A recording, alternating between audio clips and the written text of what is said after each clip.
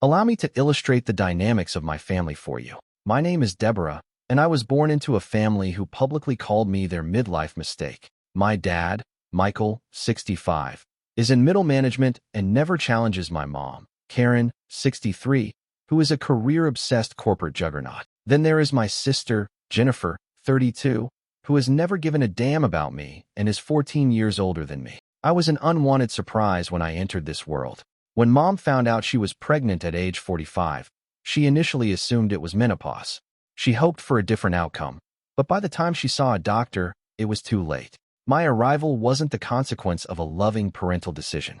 Based on what I've pieced together from overheard discussions and family whispers, I spent more time in the hospital than at home because I was born prematurely and had multiple health problems. Mom never paid much attention, constantly saying she had meetings that were too important to miss. Dad and my Aunt Rachel alternated keeping an eye on me. Aunt Rachel has become the family's saint. Rachel was there, speaking encouragement through the incubator while my mother was probably closing deals. "You're going to be just fine, little one. You're stronger than you know." I still think about those words when things get hard. Upon my eventual release from the hospital, my grandfather George took over.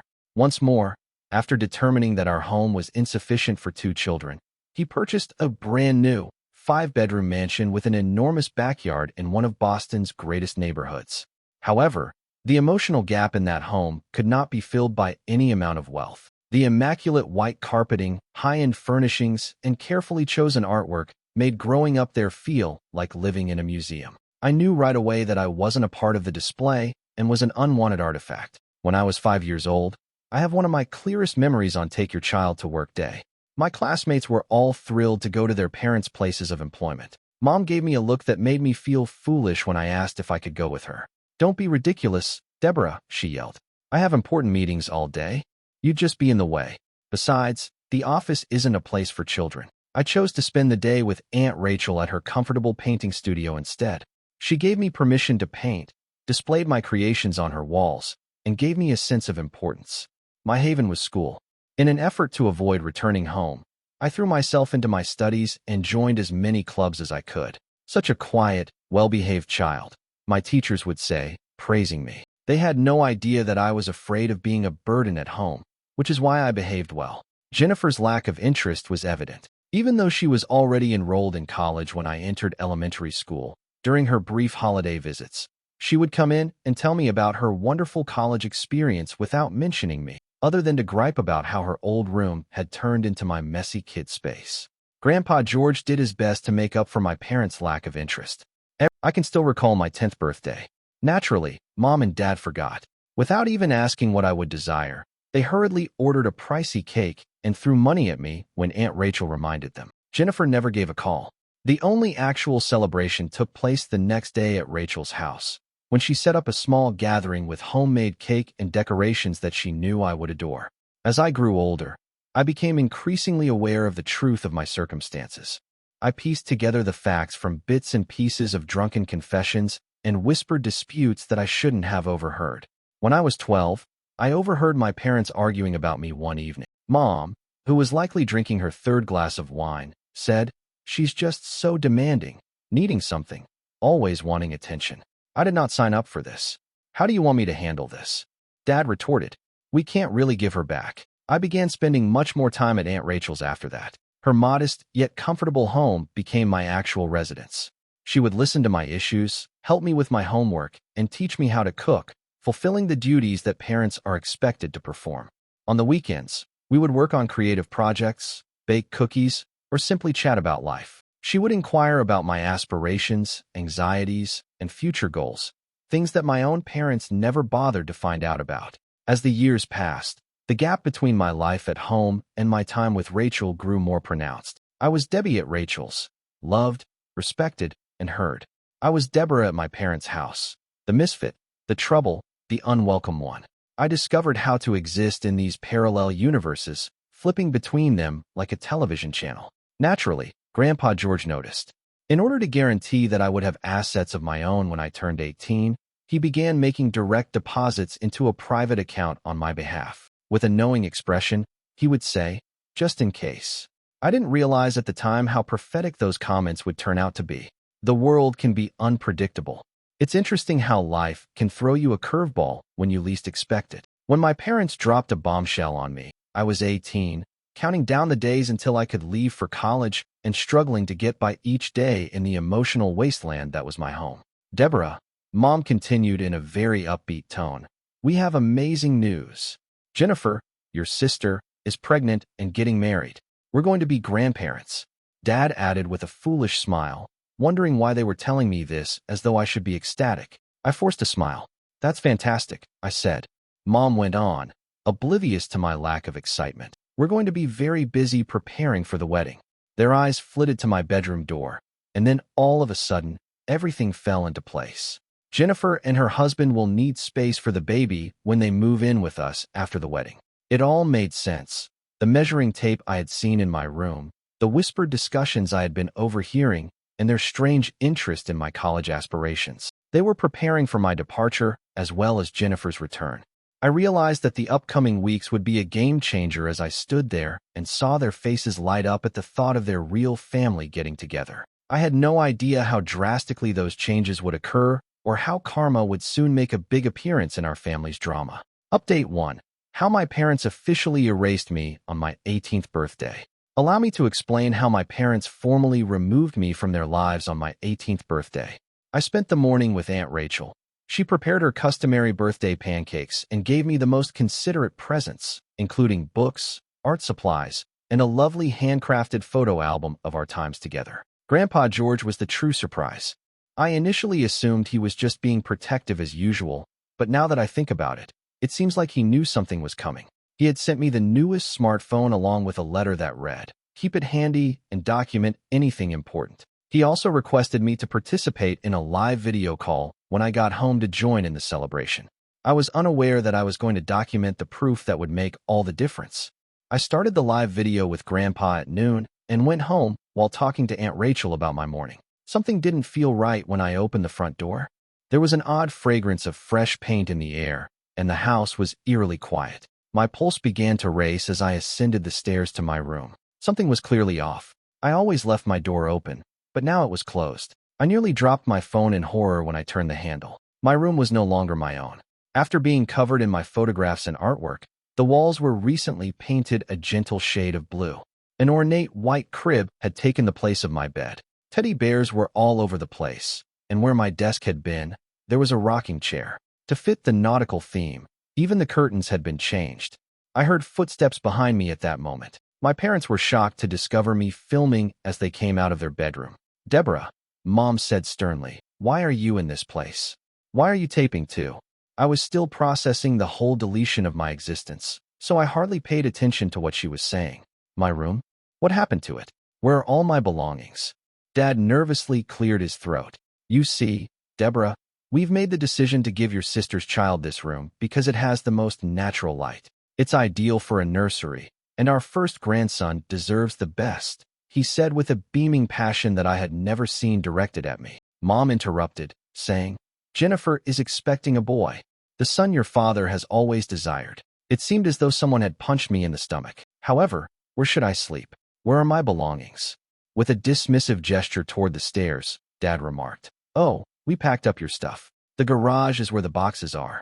When you depart, you ought to bring them along." "Go," my voice broke. "Leave? What do you mean? I call this place home." Mom's phony grin wavered. "Deborah, you must comprehend, dear. There just isn't room for you here anymore, especially with Jennifer and her husband moving in and the baby on the way. Furthermore, you should learn how to support yourself now that you are 18. What I was hearing was unbelievable. "No," I murmured, my voice wavering. "No, I won't go. I also call this place home. You can't just ignore me like I don't exist." Mom finally lost her temper and said, "For heaven's sake, Deborah, avoid being tough. This is about family, not about you. I am a member of your family." Tears were flowing down my face as I yelled, "I am your daughter. My birthday is today, and you're throwing me out. Did you not even realize it was my birthday?" Dad rolled his eyes. "Is it your birthday? Is that the purpose of this outburst? We have no time for such nonsense." Their indifference struck me like a blow to the body. Mom looked anxiously at my phone, which was still filming everything while I was crying. "Stop causing a commotion," she growled. "The neighbors will listen." "Well done," I fired back. "Give them permission." Make it clear to everyone your true character. Dad's fingers dug cruelly into my arm at that moment. That's enough, he snarled and pulled me to the stairs. Leave right away and don't return. After a last shove, I was on the front porch with my stuff in hurriedly packed boxes. With a finality that reverberated in my bones, the door slammed behind me. I'm not sure how long I sat there crying, but Grandpa George's voice finally broke through my tears. Are you there, Deborah, my love? I witnessed everything. Don't worry, we'll resolve this. For now, go to Rachel's, shall we? And be careful with the video. Having witnessed the entire event via Grandpa's shared live broadcast, Rachel was already waiting at her door when I got there. For the first time that day, I felt secure as she drew me into a strong embrace. Rachel insisted that my birthday be celebrated. She ordered my favorite meal, invited some of my closest friends over, and made every effort to make the day memorable. We all understood, however, that this was about more than just a botched birthday celebration. It was about my whole existence being completely upended. Grandpa George sent me an email that night when I was lying in bed in Rachel's guest room, which she started referring to as my room right away. He had a strategy, and his lawyer had saved and certified the live stream footage. He wrote, "The wedding is in 3 days. Be prepared. Karma occasionally requires a little assistance to get going." I didn't realize at the time how correct he was, or how spectacularly karma was about to hit. Update 2. Karma targets Jennifer's wedding. Aunt Rachel demanded that we go to Jennifer's wedding, even though we weren't invited. She helped me into a gorgeous blue frock she had purchased for the event and remarked, "We have every right to be there. Besides, we were specifically invited by Grandpa George." As soon as we walked into the reception area, I saw Grandpa. I felt uneasy since he was sitting at a table close to the front, looking sharp in his pricey suit. His exact plans were kept a secret from me, as he wanted me to be prepared for some justice. As my parents had imagined, the ceremony itself was picture-perfect. In her expensive gown, Jennifer looked stunning, and her new husband appeared to be a kind guy, although a little overwhelmed by the extravagance. Throughout the ceremony, Mom and Dad looked like the ideal family they had always envisioned, beaming with delight. As my parents worked the room throughout the reception, boasting about their expecting grandson and pregnant daughter, I observed from a corner table. They presumably hoped we wouldn't cause a commotion by deliberately placing us at the farthest table. If only they were aware of the impending danger. Grandpa George abruptly rose up during the celebratory supper as the congratulatory remarks got underway. The astonished best man handed over the microphone to him as he marched to the front of the room. There was silence in the room. He opened with the serene authority that only comes with age and wealth. "Ladies and gentlemen, I'm sorry to disturb this happy occasion, but there is a serious injustice that must be addressed. I have never seen a takedown as deliciously vicious as the one that followed." Grandpa meticulously described every aspect, from my parents' early denial of my existence to their recent eviction on my birthday. On the projection screen in the reception area, he presented a few selected segments from the live feed, allowing everyone to see their actual hues in high definition. He roared, "These people threw their own daughter out like garbage on her 18th birthday to make room for their new grandson. Keep an eye on this."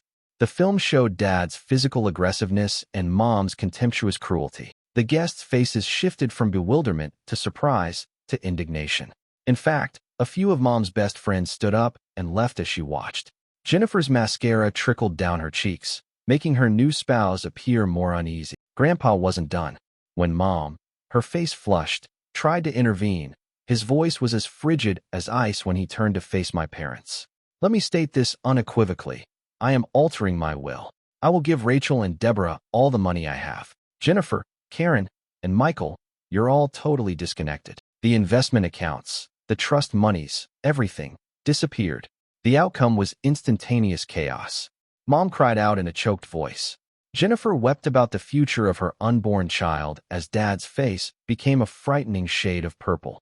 The biggest surprise, though, was when a number of Dad's business associates got up and walked away, pointing out their business cards to Grandpa as they went. As you can see, my parents were unaware, or had conveniently forgotten, that Grandpa was not only rich, but also a significant investor in a number of businesses, including the one where Dad worked and many of Mom's most important clients. Grandpa had a significant impact on both their business and social networks. Mom's well-cultivated social circle started apologizing and departing as we watched. Suddenly, Dad's coworkers were unable to look him in the eye. Jennifer's in-laws appeared to be having a heated argument while gathered in a corner. When Jennifer's new husband got up and declared he needed some air, it was the last straw. He still hasn't returned. He is reportedly speaking with divorce attorneys because he doesn't want to be associated with a family that has such a well-publicized problem.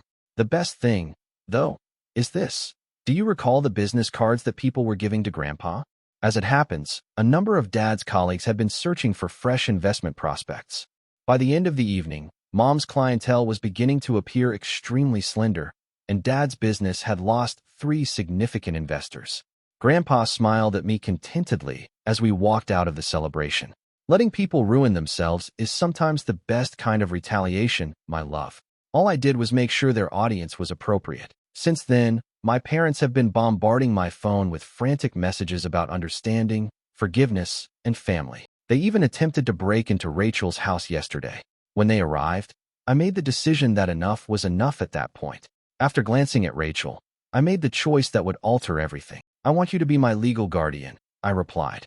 Our lawyer claimed it was almost a slam dunk with the video proof we had, and the paperwork was already underway.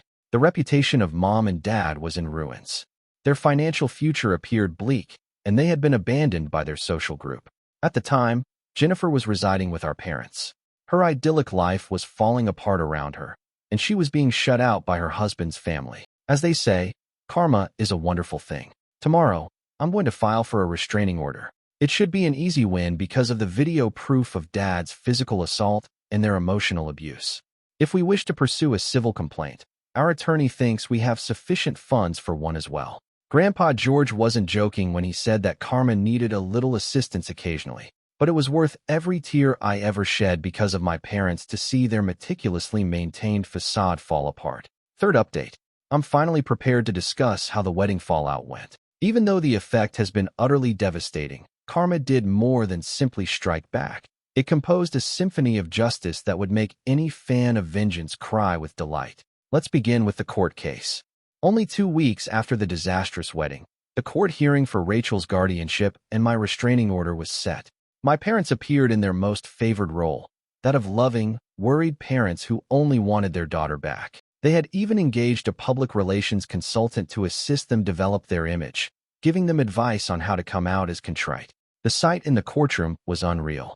In contrast to her typical power suits, Mom dressed in her best concerned mother attire, complete with natural makeup and modest jewelry. In fact, Dad had a new haircut and, of all things, a Bible with him. They had even brought in character witnesses, mainly well-off friends who were prepared to attest to their commitment as parents.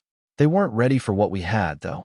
In addition to the birthday video, our lawyer provided years' worth of financial documents that demonstrated how they had misappropriated the assistance funds that Grandpa had been sending for my upbringing. As it turned out, they had been transferring the majority of it, more than $200,000, to their personal investment accounts and Jennifer's trust fund. I will never forget the judge's expression as the footage was being played again. She even halted the proceedings to inquire if I wanted to file criminal charges when it reached the point where Dad physically pulled me out. I refused. It was enough torture to watch their world fall apart. She was adamant, nonetheless, about sending the case to the district attorney's office for examination. For my parents, the judge's decision was terrible. In addition to Rachel being given full guardianship, they were mandated to reimburse her for all of the money that had been embezzled from my support, plus interest. They must keep at least 500 feet away from Rachel and myself, according to the restraining order that was granted. However, that was only the start of their demise. Do you recall the wedding's business contacts? They were rushing, not simply walking away. After a number of investors left, Dad's company carried out an internal audit, which revealed several dubious choices he had made. He was relegated to a role with little actual authority or client contact, but he wasn't dismissed outright. Interns now share a cubicle with the man who once held the corner office. Even more spectacularly, Mom's career collapsed. Her once advantageous reputation as a brutal businesswoman was now viewed differently. Clients canceled contracts, citing ethical concerns, when the video of her ruthlessly evicting her own daughter went viral in local business circles. She now reports to someone who was once her junior associate after her corner office was moved to a cubicle 3 floors down. The social repercussions were just as disastrous. Following a particularly contentious board meeting where the video was aired, their membership in the country club was canceled. To get away from them, old friends crossed the street. Their names inexplicably disappeared off the donor wall when their church requested that they take a break from committee work. In little more than a month, the meticulously crafted social standing they had spent decades cultivating fell apart. Things haven't gotten much better for Jennifer. 2 weeks after the wedding, her husband filed for divorce, citing fraudulent misrepresentation of family character. She continues to live with our parents, using department store maternity clothes in place of her fashionable pregnancy outfit. My former room, the nursery they so brutally evicted me for, is now empty and underused, while her ideal suburban dream has degraded into sharing her old adolescent bedroom while expecting her child. The impact on finances has been enormous. Grandpa George wasn't threatening the will in a meaningless way. He essentially moved the majority of his assets out of my parents' grasp by having his attorneys create an irrevocable trust for Rachel and me. They have now received eviction papers from the house they reside in, which is officially held by one of Grandpa's businesses. While the investigation into the stolen support monies is ongoing, their investment portfolio has been placed on hold. They made every effort to turn things around, including offering treatment, making heartfelt apologies, and even trying to bribe Rachel's neighbors to spy on us. They sent their lawyer to negotiate last week, seemingly ready to forgive me if I could persuade Grandpa to restore their inheritance. It was almost impressive how bold they were. For my part, things have taken a surprisingly positive turn. In what is now officially my permanent residence, Rachel and I share a home. We've painted my room in my favorite colors, hung my artwork, and made it genuinely mine, so it's no longer just a guest room. Rachel even assisted me in creating a fairy light-equipped reading nook near the window. I feel like I have a true home for the first time in my life. Grandpa George established a substantial college fund, and I've received acceptance offers for the next autumn semester from multiple universities. I'm going to study psychology with a focus on family trauma therapy because, well, I might as well apply my life experience.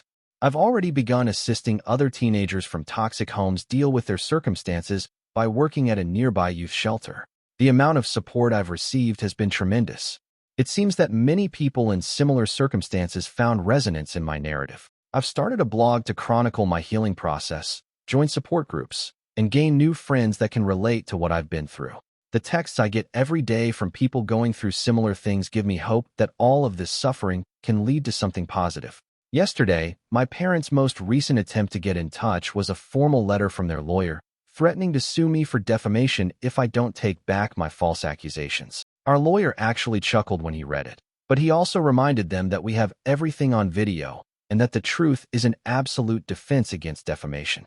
As I reflect on the last 3 months, I've come to the essential realization that sometimes the family you were born into isn't the one you were intended to be with. I learned what unconditional, encouraging, and respectful family love looks like from Rachel and Grandpa George.